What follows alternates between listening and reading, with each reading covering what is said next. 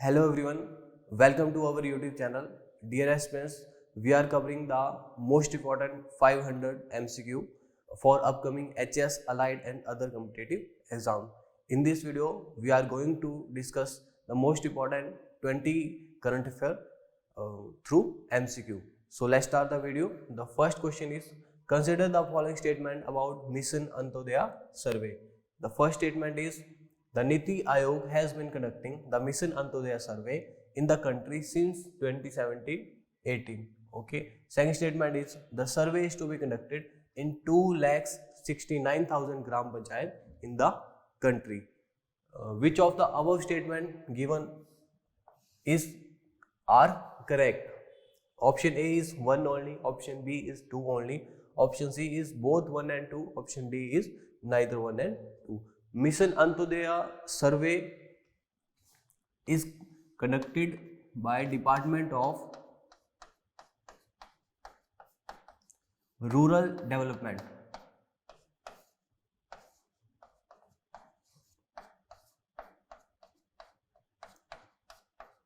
Okay, NITI Aayog का इसमें role नहीं है. First statement is incorrect. Second statement correct है. इसमें हमारे पास जो आंसर है वो हमारा बी आंसर इसमें करेक्ट आंसर है. जो मिशन अंत्योदय सर्वे है वो रूरल डेवलपमेंट में या रूरल एरियाज में लोगों की लाइफ एंड लाइवलीहुड को ट्रांसफॉर्म करने के लिए जितने भी गवर्नमेंट इनिशिएटिव है उनके रिगार्डिंग ये सर्वे है. So option B is the right answer. Second question, global quality infrastructure index is an initiative of. जो ग्लोबल क्वालिटी इंफ्रास्ट्रक्चर इंडेक्स है वो किसका इनिशिएटिव है? Option A WEF, option B ITU, option C IMF, option D none of these. जो global quality infrastructure index है वो none of these, Germany की एक कंपनी है उसका ये इनिशिएटिव है. इसमें WEF IMF का कोई रोल नहीं है. डी इसका राइट आंसर है. ये जर्मनी की कंपनी है PTB एंड BMZ.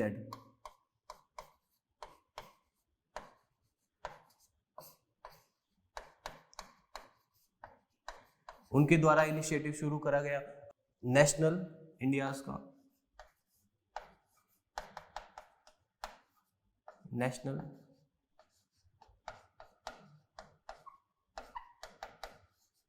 सिस्टम है, उसको 5th रैंक मिला ग्लोबल क्वालिटी इंफ्रास्ट्रक्चर इंडेक्स के अंदर. Under quality council of India के अंडर ये ऑर्गेनाइजेशन है. 5th रैंक मिला इसमें ग्लोबल क्वालिटी इंफ्रास्ट्रक्चर के इंडेक्स के अंडर को. इंफ्रास्ट्रक्चर की क्वालिटी के ऊपर इसको चेक किया जाता है. D is the right answer. Third question है, consider the following statement about small satellite launch vehicle. Small satellite launch vehicle के बारे में स्टेटमेंट पूछी है. Small satellite launch vehicle cater to the launch of up to 500 kg satellite to low earth orbit on a launch on demand basis. Second statement, it is configured with 3 solid propulsion stages and a velocity terminal module. Which of the above statement given are correct? इसमें option A है 1 only, option B है 2 only, option सी है both 1 and 2, option D है neither. तो इसमें दोनों जो statement है वो करेक्ट है. हमारे GS3 में SSLV या जो सैटेलाइट्स है इसरो की द्वारा लॉन्च किए गए इनिशिएटिव है वो इम्पोर्टेंट हो जाते हैं. तो SSLV के बारे में देखें हम तो अप टू 500 kg जो सैटेलाइट का लोड है वो कैरी ऑन कर सकती है और लॉन्च ऑन डिमांड बेसिस के ऊपर ये SSLV कैटर करती है. अगर रिसेंटली इसकी बात करें तो EOS-07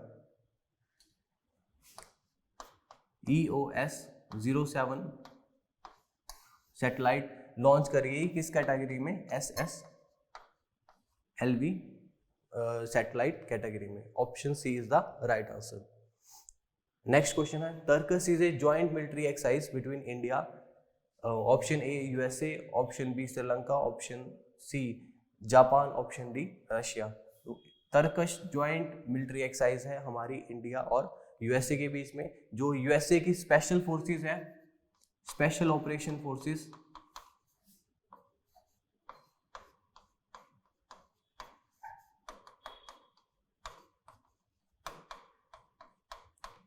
और इंडिया की एनएसजी, नेशनल सिक्योरिटी गार्ड्स के बीच में ये तरकश एक्सरसाइज है जो रिसेंटली हेल्ड हुई। Option A is the right answer. Fifth question है, the bridge Maitri Setu has been build over. Maitri Setu जो ब्रिज है वो किस रिवर के ऊपर बना है? Option A Mahakali, option B Brahmaputra, option C Barak, option C Feni. तो फेनी रिवर के ऊपर ये मैत्री सेतु ब्रिज बना है। Option D is the right answer. Sixth question है, Nord Stream two an export gas pipeline running from. Option A Russia to Germany, option B Russia to China, option D Europe to North America, option D North America to Japan. तो लगभग 1200 kilometre या 730 miles की Russia to Germany Nord Stream two pipeline है। जब ये Russia Ukraine war के समय ये न्यूज़ में थी, और साथ में इसमें एक और इम्पॉर्टेंट फैक्ट हमें याद रखना है कि बाल्टिक जो सी है उसके थ्रू ये क्रॉस करती है, Baltic Sea. Okay, option C, option A is the right answer. Seventh question है, consider the following statement about Swayam. Statement 1, it is a free online education programme started by government of India. Swayam के बारे में पूछा है हमसे। It was launched in 2017 by the ministry of human resource development. Okay, which of the statement given above is are correct? Option A 1 only, option B 2 only, option C both 1 and 2, option D neither 1 and nor 2। तो both statement इसमें correct है। स्वयं की अगर full form देखें हम तो study web for active learning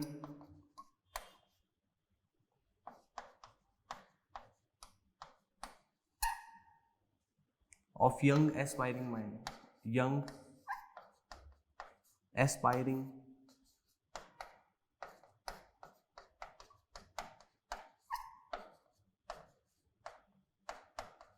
mind।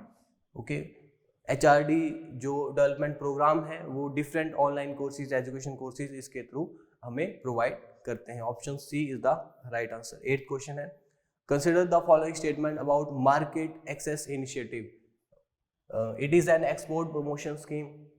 The scheme aims to act as a catalyst to promote India's export on sustained basis. Again ये GS3 में हमारा इम्पोर्टेंट रखता है। प्रीलिम्स के पर्सपेक्टिव से भी गवर्नमेंट स्कीम्स इम्पोर्टेंट है और मेंस के पर्सपेक्टिव से भी गवर्नमेंट स्कीम्स ये इम्पोर्टेंट है। करंट अफेयर का जो सेक्शन है, which of the above statement given is are correct? Option A 1 only, option B 2 only, option C both 1 and 2, option D neither 1 and 2।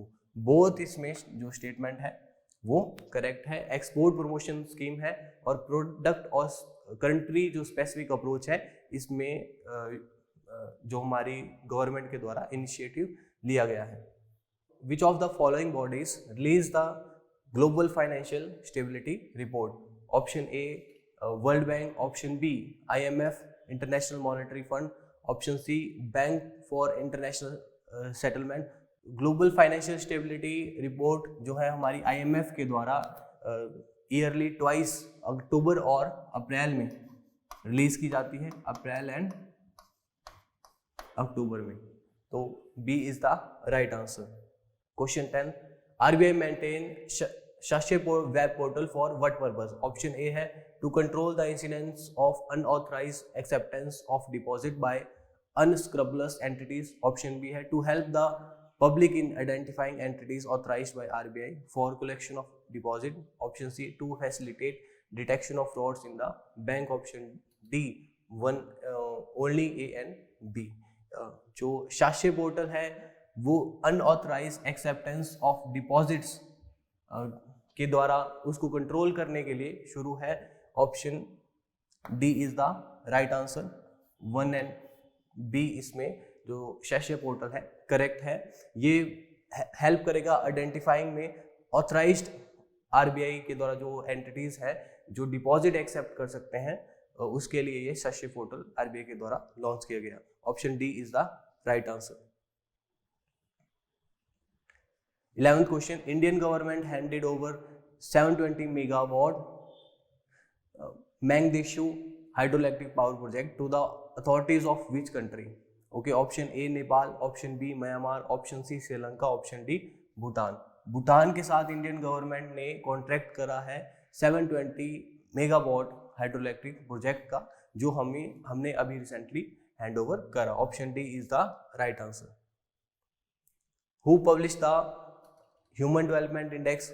Option A United Nation Development Programme, option B World Economic Forum, option C United Nation Sustainable Development Programme, option D World Bank. जो Human Development Index है हमारा United Nation Development programme के द्वारा release किया जाता है, publish किया जाता है। अब इसके जो डायमेंशंस हैं वो इम्पोर्टेंट होते हैं। तो 3 इसमें डायमेंशन रहते हैं।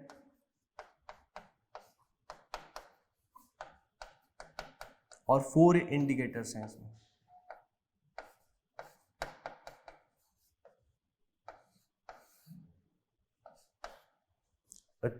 तीन डायमेंशंस की अगर हम बात करें तो health, education,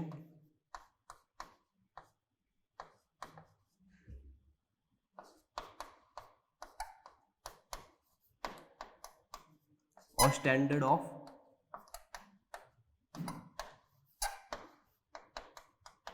living.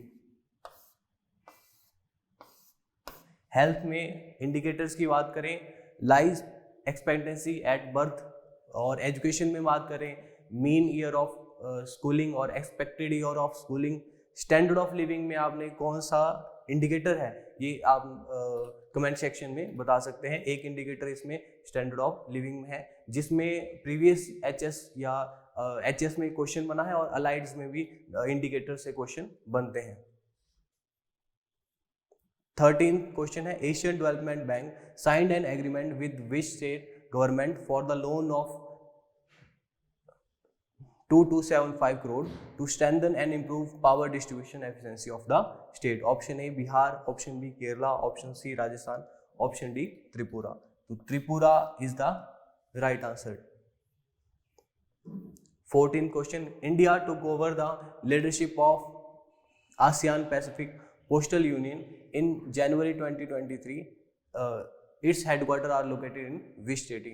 Option A Bangkok, option B Osaka, option C Hanoi, option D Dhaka. तो बैंकॉक थाईलैंड में इसका हेडक्वार्टर है और 2023 में इंडिया को AAPU की लीडरशिप मिली है। क्वेश्चन इस तरह से भी बन सकता है कि कौन सी ऑर्गेनाइजेशन की लीडरशिप 2023 में इंडिया के पास है, तो उसका जो आंसर रहेगा that is APPU। Okay, Asian Pacific Postal Union. Ramnath Goenka excellence award are given in the field of. Award से क्वेश्चन है। Option A literature, option B sports, option C journalism, option D education. तो journalism से related ये award है, C is the right answer. UNEP United Nation Environment Programme, an agency of United Nation that works in the field of environment conservation has its headquarter in which city?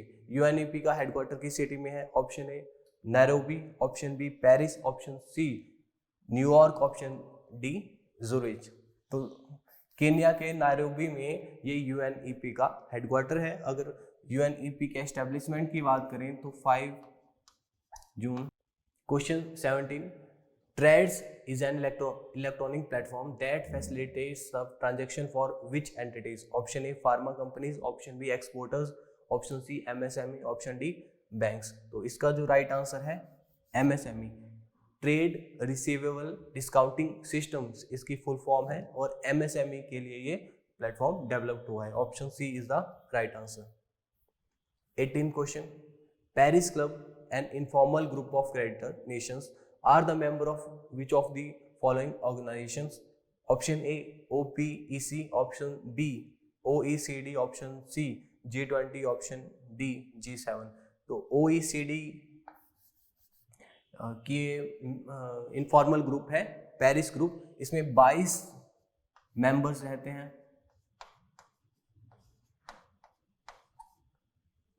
Okay, option P is the right answer.